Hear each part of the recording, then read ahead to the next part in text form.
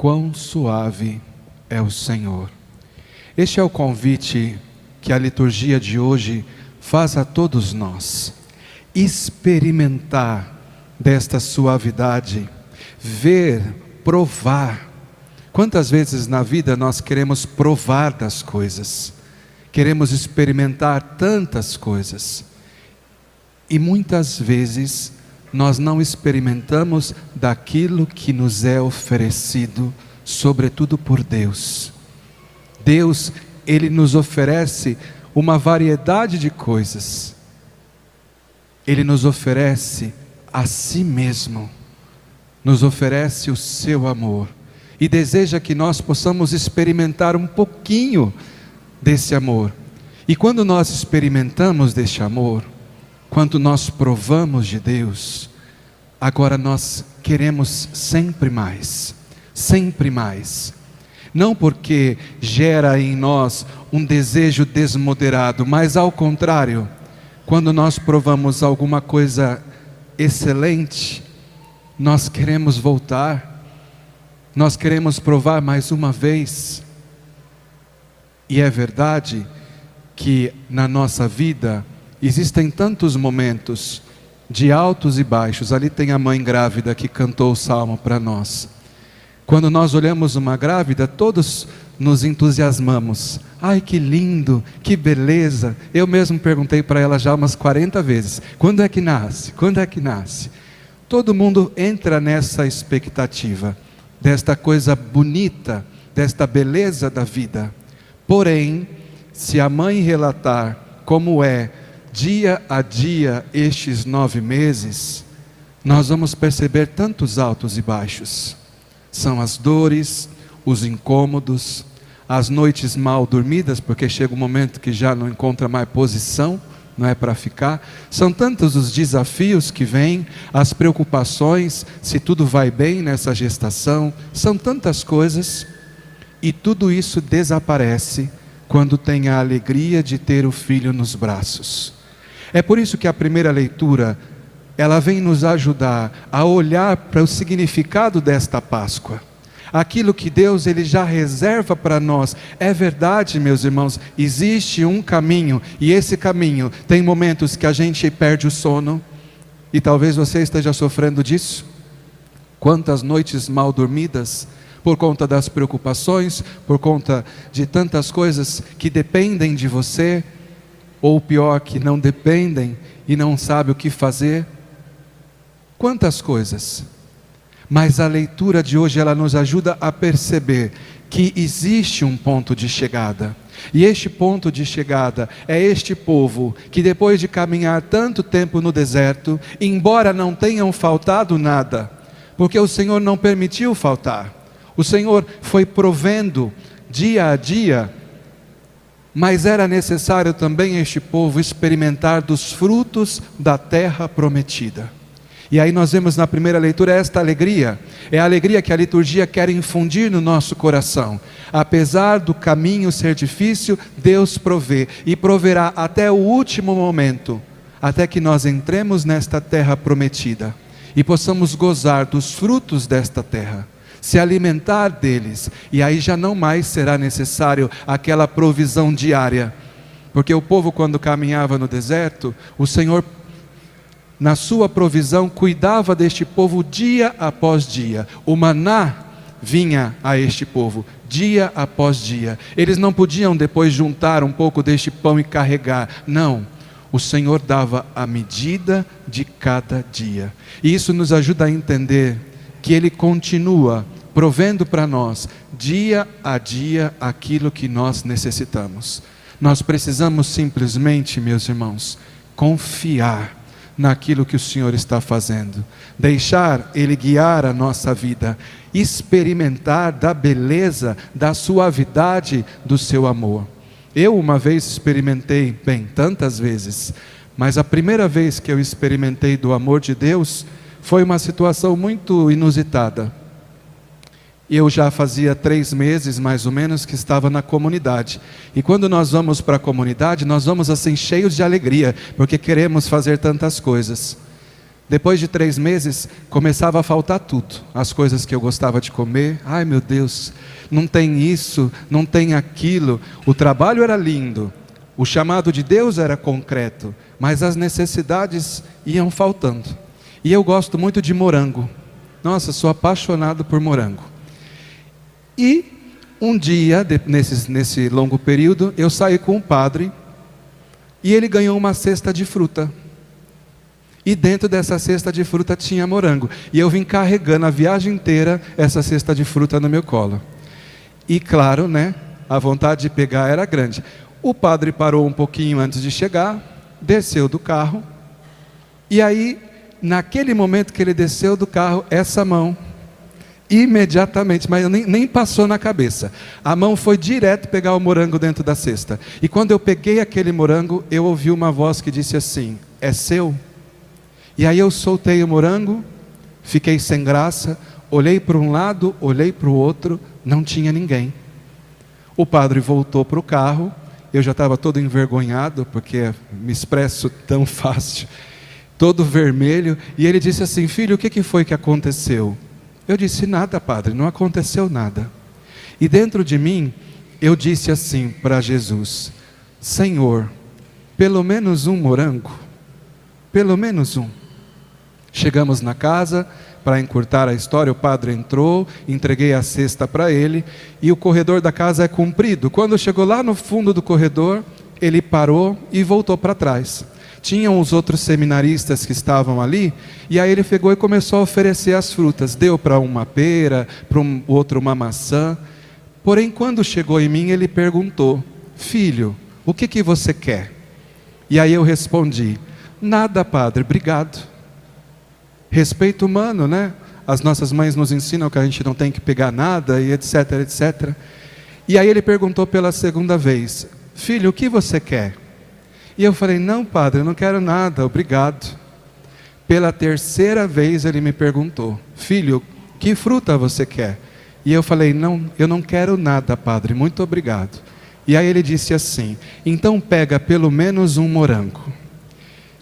Quando eu peguei aquele morango, eu chorei com o morango na minha mão, porque eu entendia que aquele morango era a resposta de um pedido de alguém que desejava uma coisa que não é necessária, porque ninguém vive de morango, não é necessária, mas que Deus ouviu aquela oração de algo que não era necessário, porque Ele me ama. E aquilo fez uma marca na minha vida muito profunda, que muitas vezes eu preciso revisitar quando as situações são difíceis, para me recordar de que não, se as coisas não estão acontecendo, não é porque Deus não olha para mim, é porque aquilo que eu estou pedindo não é necessário, não é o momento, não é a hora. Meus irmãos, por que eu estou dizendo isso? Porque muitas vezes nós não nos deixamos amar por Deus. Veja quantas resistências dentro de mim. Eu poderia imediatamente ter falado: poxa, é o morango que eu pedi, mas não. Eu poderia ter logo falado: eu quero morango, dá para mim. Mas eu não fiz isso, eu fiquei no meu respeito humano, nas minhas defesas, nas minhas convicções, e por isso quase perdi a oportunidade de experimentar daquele carinho de Deus. Eu estou dizendo isso porque hoje na liturgia, no nosso evangelho, nós temos a parábola do filho pródigo, conhecida assim, mas na verdade é a parábola do Pai misericordioso, que apresentam dois filhos que são amados por Deus, amados por este Pai que é gentil, este Pai que é cordial, este Pai que quer bem, mas nenhum destes filhos se sente amado, nem aquele que vai para o mundo, nem aquele que fica em casa. Eles não se sentem amados, tanto que o filho mais novo chega no pai e fala: pai, dá parte da herança que me cabe, porque eu quero as minhas coisas. Ele não vê no pai nenhum valor, ele se preocupa só com a parte financeira, com aquilo que é o seu prazer, com aquilo que faz bem. E muitas vezes, meus irmãos, nós vivemos assim. As nossas relações de amor não é verdadeiro amor, Nós estamos ali porque aquilo nos convém, porque aquilo nos agrada, até que responda às nossas necessidades. Por que os casamentos eles terminam? Porque nós estamos ali só para o nosso prazer. E quando aquele prazer acaba, a gente não quer mais. Às vezes as nossas relações dentro da nossa casa, com os nossos filhos, com os nossos pais, é uma relação de utilitariedade. O outro é útil para mim. Porque ele é útil, eu quero. Porque ele é útil, me serve. Quando não é mais útil, eu quero ir embora. E quantas vezes dentro da nossa casa nós somos sufocados pelo outro? Nos sentimos sufocados, não porque o outro nos sufoca, mas porque dentro de nós, aquilo que rege a nossa vida é ainda um puro egoísmo, um puro fechamento em si mesmo, um olhar para minhas próprias necessidades e as minhas satisfações. E nisso não habita ainda o amor. É por isso que esse filho vai embora. E ele vai embora tranquilamente. O que faz o pai? O pai permite. E por que o pai permite? Porque ele nos deu a liberdade. A graça da liberdade. Mas isso não quer dizer que o pai permite que o filho vá e que o pai se esqueça do filho. Não, o pai não se esquece. O pai o acompanha de algum modo. E aqui a liturgia deixa ver que este pai olha para o caminho, espera o retorno deste filho, respeitando a sua liberdade. Esse filho cheio de egoísmo, cheio de si mesmo, prova as dificuldades das suas próprias escolhas, porque no início é assim, meus irmãos. Quando nós entramos na vida de um vício, seja ele qual for, ele traz satisfação, bem-estar, prazer. Só que chega uma hora que aquele próprio vício se esgota em si mesmo. E quantas pessoas que fizeram a experiência da droga, sentiram aquele prazer e depois vê a sua vida sendo destruída, degradada, vai perdendo tudo. E tudo aquilo que provava já não consegue mais e precisa de mais e mais e mais e mais, e se torna escravo de uma realidade, uma busca de uma liberdade que não existe fora de Deus. Uma busca de uma liberdade que te amarra numa escravidão. E quantas pessoas hoje a gente vê que estão perdidas. Perdidas. Perdidas às vezes dentro de si mesmo, porque são tomadas de uma angústia, de uma tristeza. A angústia é fruto deste egoísmo. Esta angústia que muitas vezes alguns sentem. Mas quando acontece isso, este filho cai em si. E isso é importante para nós. Cair em si, se dar conta daquilo que antes nós tínhamos e agora não temos mais. Ele vê que aquele pai provê alimento para os empregados, e ele almeja voltar para o pai, não porque ele busca o pai, ele ainda não entendeu que o pai o amava, ele não busca o pai, mas ele busca fugir da sua própria angústia. Ele busca de alguma forma ser confortado na sua necessidade. Bem, eu sou empregado aqui, não tenho o que comer. Os empregados do meu pai têm o que comer, então eu vou ser empregado do meu pai. Ele não se vê ainda como filho. É quando ele retorna que ele vai dizer: pai, eu pequei contra ti. Já não sou digno de ser chamado de filho. O pai não diz nada. Vocês percebem que o pai não fala nada? O pai abraça ele, acolhe ele, fala para os servos: tragam uma túnica nova, coloquem sandália nos pés, coloca anel no dedo, para devolver a ele a graça da filiação que sempre lhe pertenceu, mas que ele tinha negado. É essa atitude de Deus amoroso. E o filho mais velho? Problemático também. Problemático. Porque tem aqueles que enfrentam tudo e falam: não quero mais saber de vocês na minha vida, eu vou embora. Mas tem aquele que fica ali quietinho, faz tudo o que tem que fazer, parece ser o certinho da situação, mas na verdade não é, porque ele não faz as coisas porque ele sente o amor do pai, ele faz tudo por obrigação. Ele está ali, mas ele não se coloca como filho, ele se coloca como um empregado. Faz tudo, mas faz tudo sem o coração. Faz tudo, mas também não experimenta do amor de Deus. E às vezes nós somos que estamos na casa, que estamos ali, e quantas vezes a gente escuta: ai, porque as minhas irmãs não fazem nada, eu tenho que fazer tudo para os meus pais, sou eu que levo, eu que trago, e se lamenta, porque não consegue colher a graça do amor que está ali. Fica ainda no eu faço para mostrar que eu sou bom, eu faço, e são pessoas inteligentes, são pessoas com muitas capacidades, mas são pessoas infelizes, porque tudo aquilo que faz, quer receber a sua paga, faz para receber elogio, faz para ser visto, faz para si mesmo. Precisamos romper também com isso. É muito delicado, porque quando uma pessoa sai e faz tudo errado, todo mundo vê. Agora, quando nós, dentro de nós, estamos fazendo aparentemente tudo certo, mas da forma errada, de um jeito errado, ninguém vê o sofrimento que está dentro. E o que sai de uma pessoa assim? A raiva, o ódio. Quando este filho mais velho chega e vê a festa que o pai preparou, ele não se preocupa de entrar na festa, ele não participa da alegria do irmão que volta. Pelo contrário, o pai sai, vai falar com ele, e ele diz ao pai: esse teu filho aí, ó, que gastou tudo com prostitutas, que fez tudo errado, o senhor faz festa para ele, e eu que estou aqui, ó, fazendo tudo pelo senhor, o senhor não me dá nada. Quantas vezes nós não agimos assim? Quantas vezes? E o que sai do coração desse filho mais velho com o seu egoísmo e o seu vitimismo? Raiva, ódio. Tem pessoas que são aparentemente tudo certinho. Uma situação, a pessoa explode. Qualquer coisa fora do lugar, ela se sente toda agitada, inconformada, porque ela acha que ela é melhor do que os outros, porque ela acha que só ela sabe fazer. É um tapa na cara bonito esse evangelho de hoje, porque ora nós somos filhos mais novos, que saímos fazendo um monte de coisa, e ora nós somos filhos mais velhos, mas que cultivam dentro de si ainda o egoísmo.